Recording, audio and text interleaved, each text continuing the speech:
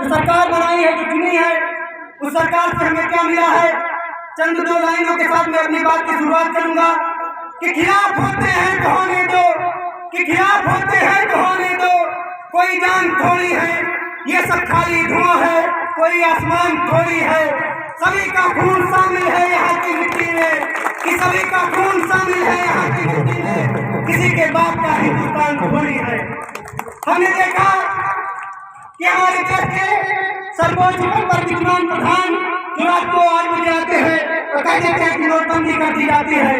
उस नोटबंदी में हमारे देश के न जाने कितने गरीब, शोषित, दलित, पिछड़ित, वंचित, जिन्होंने अपने खून पसीने की कमाई जो घर में संभाल कर रखी थी, जानकारी के अभाव में वो खो दी। लेकिन बड़े बड़े लोगों की जो सरकार में सत्ता के बड़े बड़े पदों पर विद्यमान थे, उन्होंने बैंक के पिछले कमरे से अपनी वो काली कमाई सफेद करवा ली। लेकिन उस गरीब का जो पैसा खून पसीने का था, वो भी वही मिट्टी में मिल गया।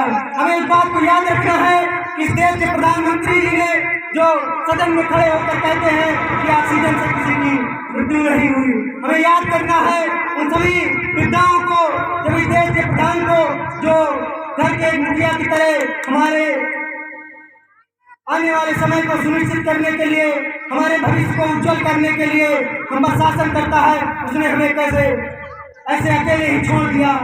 आज नौजवानों की जो भागीदारी है, आज जो बुजुर्ग वर्ग की जो जिम्मेदारी है, आज उस जिम्मेदारी को लेके हमें सड़क से लेकर संसद तक, और ये वक्त आ गया है चुनाव का, तो हमें अपने चुनाव का सही उपयोग करके मतदान करके 2022 में आदरणीय अखिलेश यादव जी की सरकार बनानी है।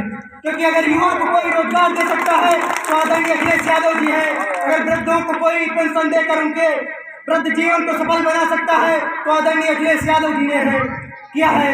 हमने 2012 से लेकर 17 तक जो काम किए वो सभी कहने योग्य नहीं है, वो आप खुद बखूद जानते हैं।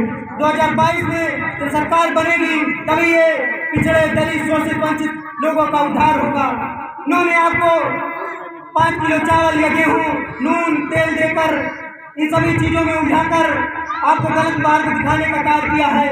यदि आप इन सभी चंद दिनों के आटा चावल में फंस जाएंगे तो आने वाली आपकी पीढ़ियों का भविष्य कभी उज्जवल नहीं हो सकता। ये आपको सुनिश्चित करना है कि आपके आने वाली पीढ़ियों की भागीदारी आपको सुनिश्चित करनी है, कैसे उनका जीवन उज्जवल होना चाहिए। ये कभी आपसे शिक्षा की बात नहीं करते हैं, क्योंकि इनको मालूम है कि अगर ये गरीब को शिक्षा देंगे तो आपके घर में एक अम्बेडकर पैदा होगा, और अम्बेडकर आने वाले समय में इसे सवाल करने का काम करेगा कि हमारे पास बेरोजगारी क्यों है, हमें ऐसे सड़क पे नंगे पांव क्यों घूमने पर एक दलित को जब थाने में उठाकर पीटा जाता है बिना किसी अपराध के और उसकी मृत्यु हो जाती है। आपको याद करना है उस दलित लड़की को जिसका रेप होने पर रात को 12 बजे खुलेआम पुलिस उसको जला देती है, लेकिन कोई उसका विरोध नहीं कर पाता है, क्योंकि इस देश का जो पिछड़ा वर्ग है, जो दलित वर्ग है, आज वो कहीं न कहीं कमजोर है। हमें अपने घर में अम्बेडकर बनने से पहले भगत सिंह को जन्म देना होगा। वो भगत सिंह जो आने वाले समय में फांसी के तख्ते पर चढ़ने से कभी न मुँह करे, क्योंकि मौत सबको आनी है, मुझे आनी है, आपको आनी है।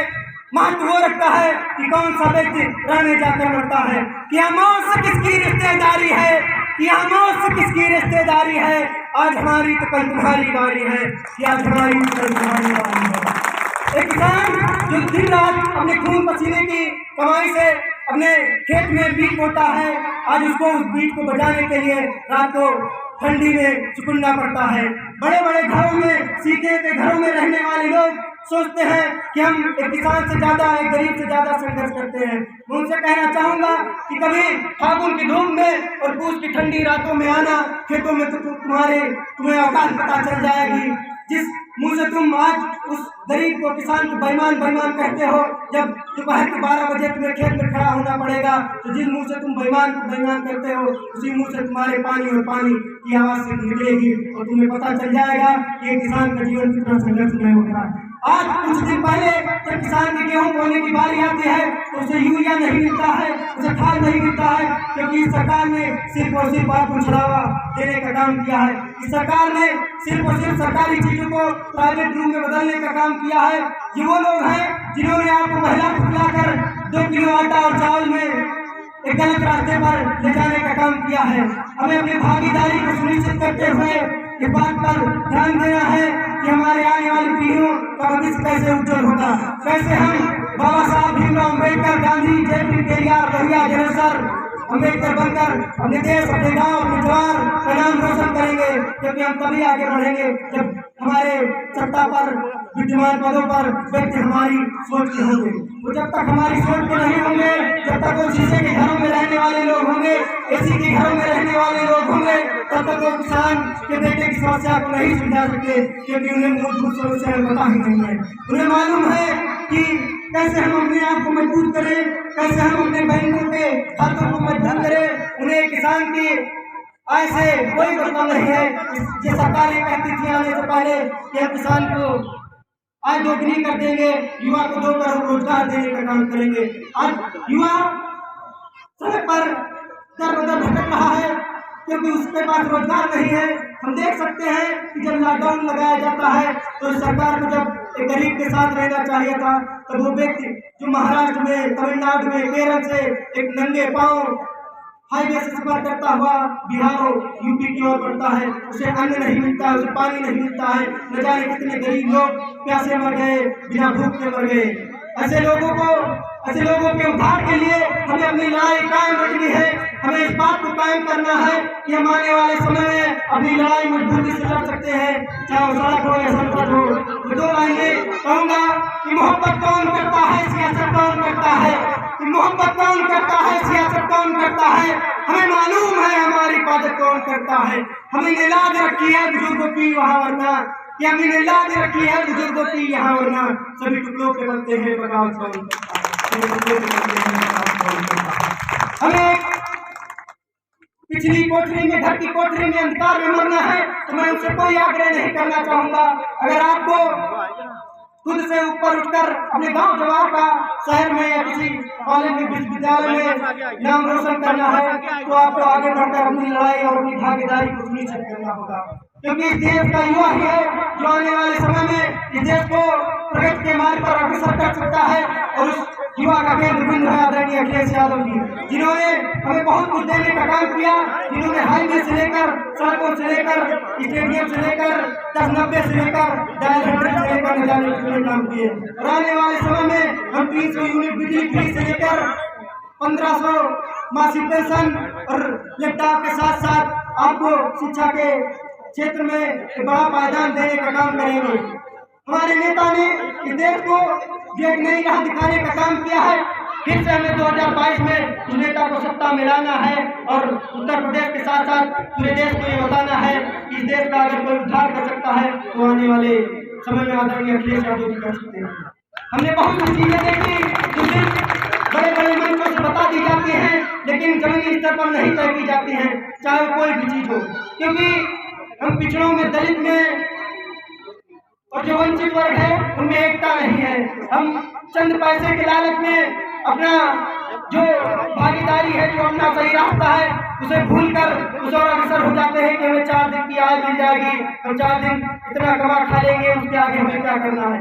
लेकिन इससे पहले हमें एक बात सोचनी चाहिए कि हमारा जो आने वाला बेटा है, हमारी बेटियां हैं, वो कैसे रात को 12 बजे सड़क पर बिना किसी डर के निकल सके। हमारा जो आने वाला बेटा होगा वो कैसे हमारे कर्ज को मिटाकर आगे बढ़ने का काम करेगा। क्योंकि मैं समझता हूँ चाहे किसी भी गांव में जाइए, 95% लोग आपको बैंक के कर्ज में डूबे मिलेंगे। ये सरकारें एक बार आपका कर्ज माफ कर देती हैं, उसके बाद ये समझती हैं कि हम फिर से इन्हें कोई लालच देंगे और कर्ज लेने के बाद फिर से कर्ज माफी के दम पर हमें वोट देने का काम करेंगे। लेकिन उन्होंने कभी ये नहीं कहा कि आप कर्ज क्यों लेते हैं। उन्होंने कभी ऐसी योजनाएं नहीं बनाई कि आपको कर्ज लेना ही क्यों पड़े।